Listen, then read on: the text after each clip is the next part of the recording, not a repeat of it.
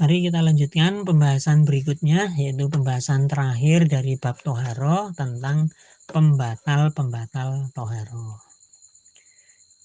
Bapak Ibu yang dirahmati Allah, secara garis besar pembatal toharo atau bersuci itu adalah hadas.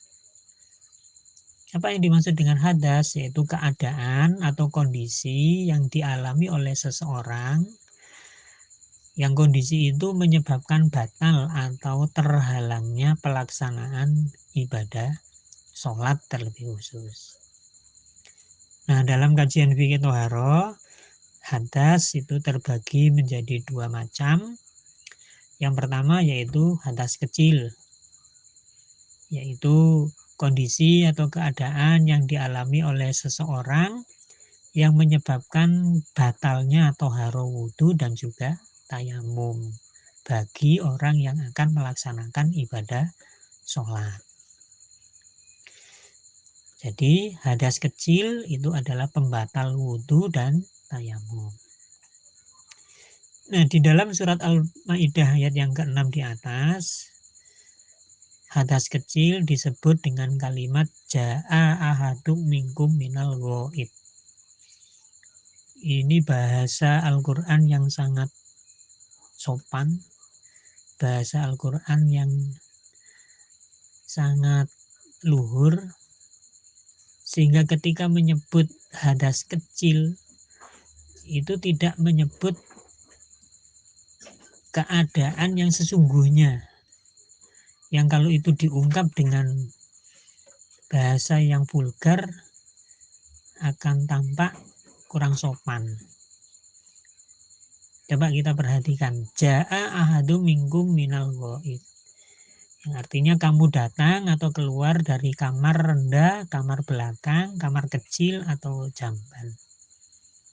Apa yang dimaksud dengan kalimat ja'a ahadum minkum minal ghaib ini? Apakah hanya sekedar keluar dari kamar kecil, kamar mandi, terus membatalkan wudhu? Tidak. Yang dimaksud dengan keluar dari kamar kecil ataupun kamar belakang ini adalah ketika seseorang berada di dalam kamar kecil itu mengalami satu keadaan, satu perbuatan, yaitu BAB atau BAK. Jadi kalimat ayat ini sebenarnya menyebutkan ja'a ahadum minkum minal ghaib itu, yang membatalkan wudhu itu bila seseorang habis mengalami BAB dan BAK, buang air besar dan buang air kecil. Nah, inilah makna yang terkandung di dalam ayat ini. Jadi hadas kecil yang menjadi pembatal wudhu dan tayamum seseorang menurut ayat di atas itu adalah BAB dan BAK. Jadi bukan hanya sekedar keluar dari kamar kecil, bukan itu. Jadi itu bahasa simbolis, ya, bahasa majas yang sangat sopan. Nah, Bapak Ibu-ibu yang dirahmati Allah, selain kedua hadas kecil tersebut, BAB dan BAK, masih ada beberapa jenis hadas kecil yang disebut di dalam hadis misalkan. Apa? Yang pertama yaitu keluar angin atau kentut.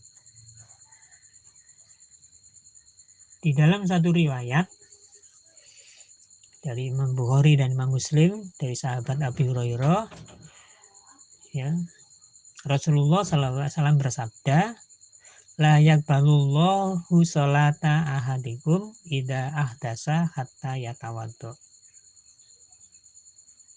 Allah tidak menerima sholat salah seorang dari kamu sekalian jika ia berhadas hatta yatawaddo, hingga ia berwudu.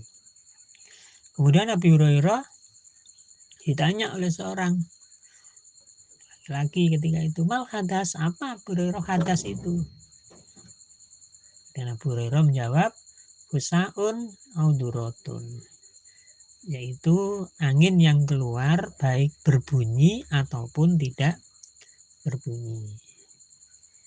Nah, sehingga Bapak Ibu-ibu terkait dengan keluar angin sebagai jenis hadas kecil ini yang membatalkan wudhu, ada beberapa problem yang mungkin nantinya perlu dikaji lebih detail, tapi kalau ini disampaikan pada kesempatan berbagi ini, waktunya nanti nggak mencukupi.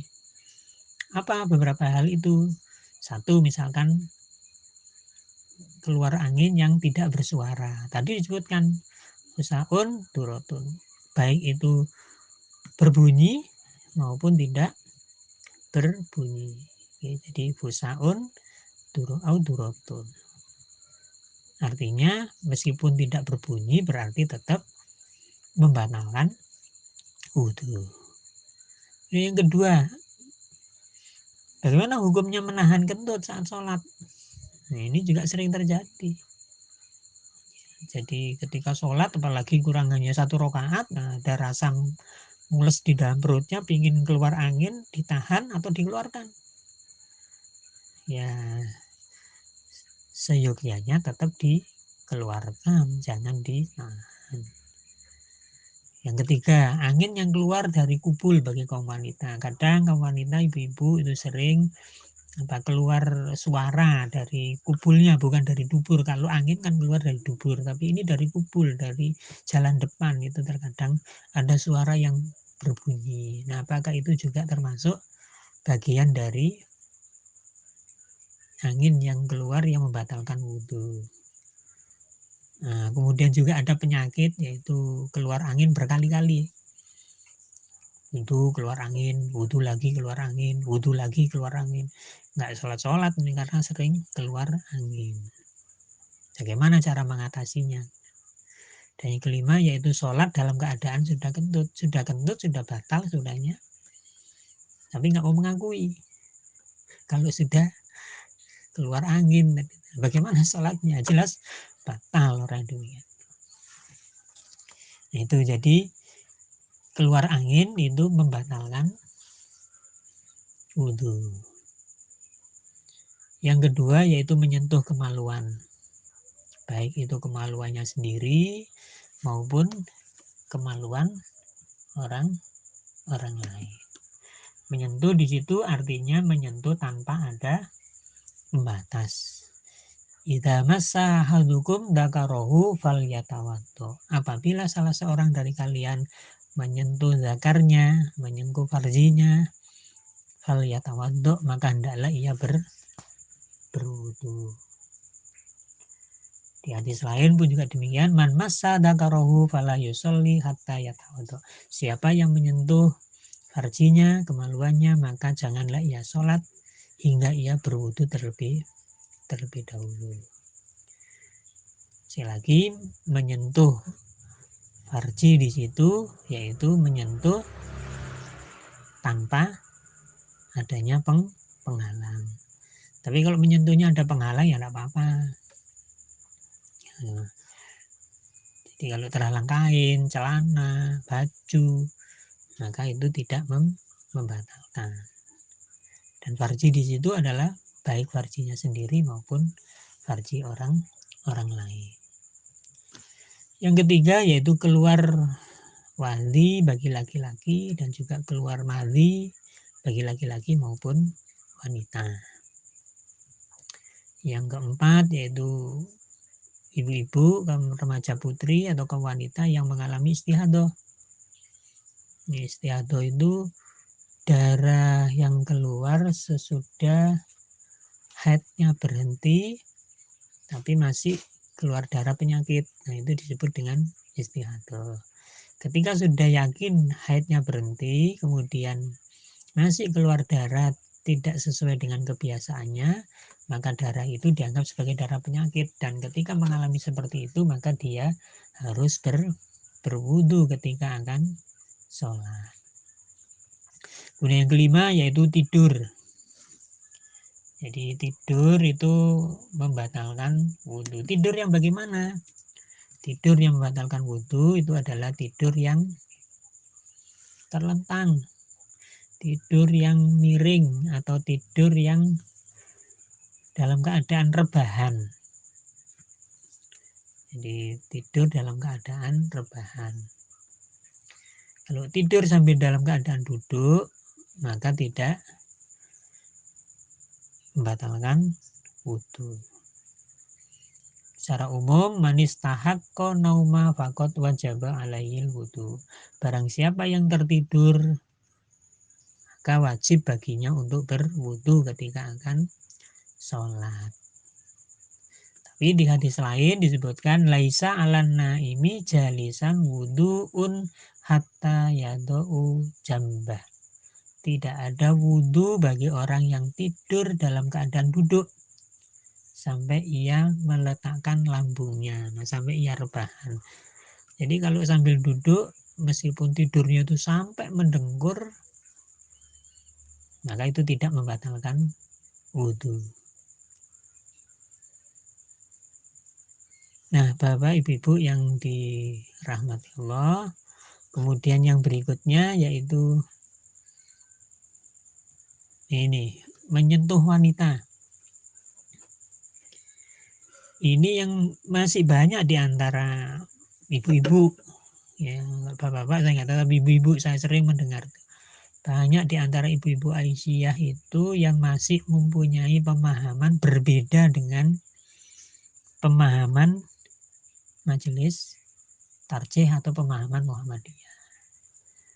Sebab sebagian besar dari ibu-ibu masih memahami bahwasanya sentuhan laki-laki dan wanita itu membatalkan wudhu. Bagaimana Muhammadiyah memahami dalam hal ini? Muhammadiyah memahami bahwasanya sentuhan antara laki-laki dan wanita tidak membatalkan wudhu. Mengapa tidak membatalkan wudhu?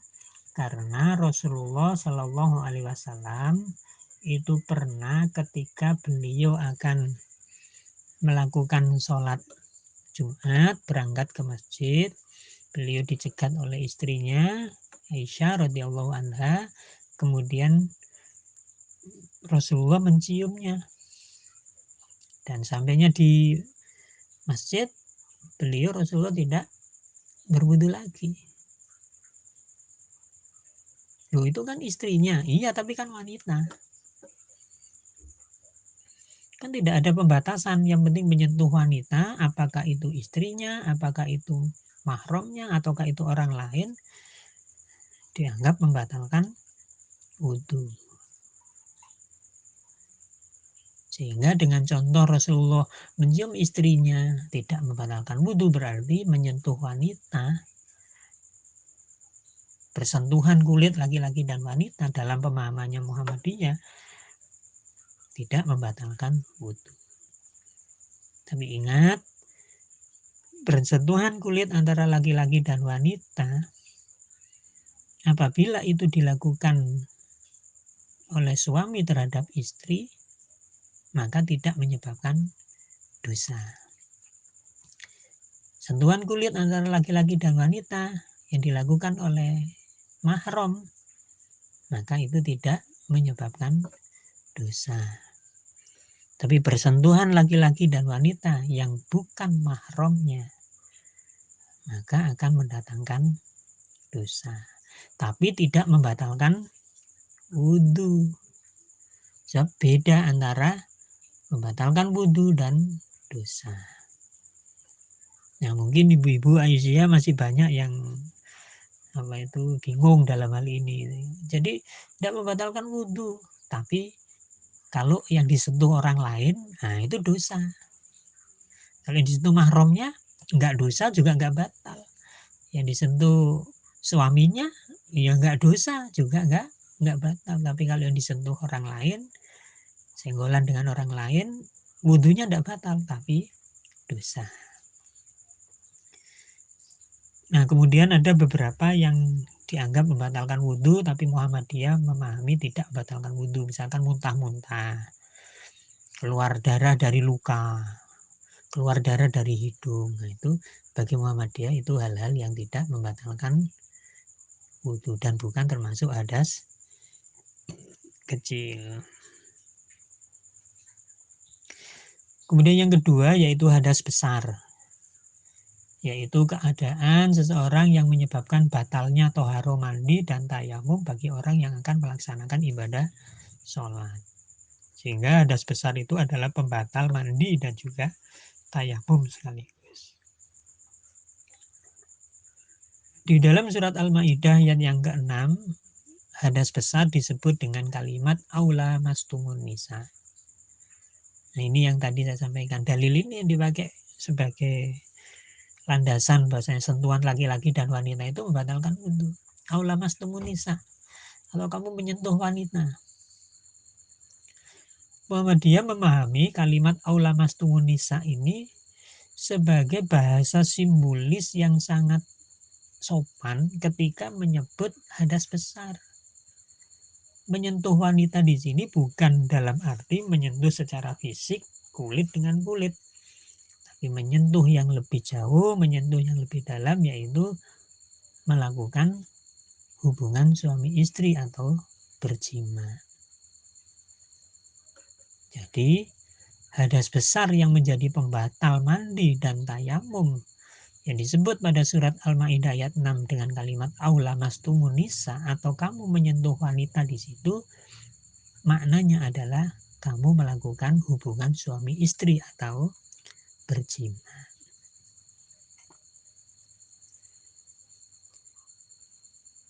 Selain jima atau hubungan suami istri, masih ada beberapa jenis hadas besar yang menjadi pembatal mandi serta tayamum.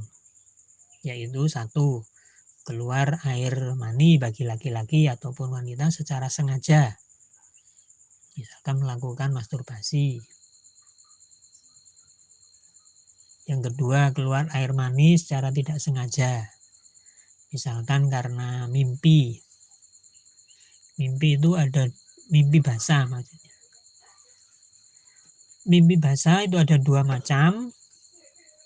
Mimpi basah yang pertama yaitu mimpi basah memang basah. Artinya mimpi basah dan dia mengeluarkan air mani.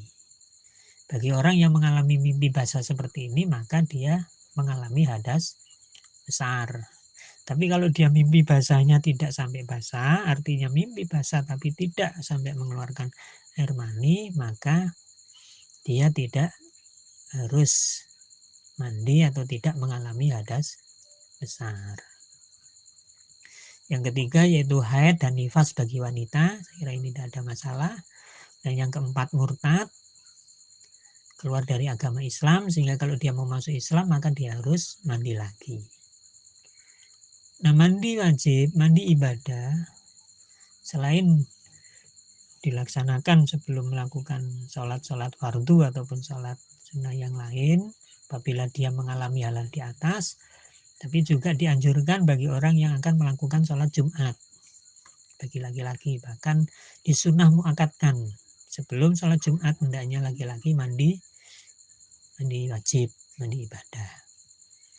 Sebelum seorang laki-laki maupun wanita melakukan sholat Id, Idain, hari raya Idul Fitri dan Idul Adha. Sesudah seseorang masuk Islam. Nah, itu Bapak Ibu-ibu beberapa hal yang menjadi pembatal toharo, baik itu hadas besar, hadas kecil maupun hadas besar. Memang cukup panjang sebenarnya pembahasan ini, tapi kalau dibahas secara lebih detail mungkin butuh beberapa kali pertemuan. Sehingga pembahasan pada kesempatan yang berbahagia ini mungkin juga sudah cukup panjang, bisa lebih dari 1 jam. Monggo nanti mau di setting seperti apa, apakah akan didengarkan semua ataukah hanya beberapa hal yang mau disampaikan, atau mungkin ini dipelajari dulu kemudian nanti pada hari kajiannya kita adakan ya semacam tanya jawab, mungkin itu lebih baik. Untuk kaifiyah tadi wudu, kaifiyah tayamum itu sudah ada videonya, silakan nanti juga bisa disimak videonya. Yang nggak ada videonya itu yang kaifiyah mandi, itu yang belum ada videonya. Demikian yang bisa saya sampaikan terkait dengan fikih ibadah toharoh, mudah-mudahan ada manfaatnya. Akhirul kalam aqulu qouli hadza astaghfiru innahu wal ghafurur rahim. Nasrum minallah wa fathun qarib wa basyiril mu'minin. Wassalamualaikum warahmatullahi wabarakatuh.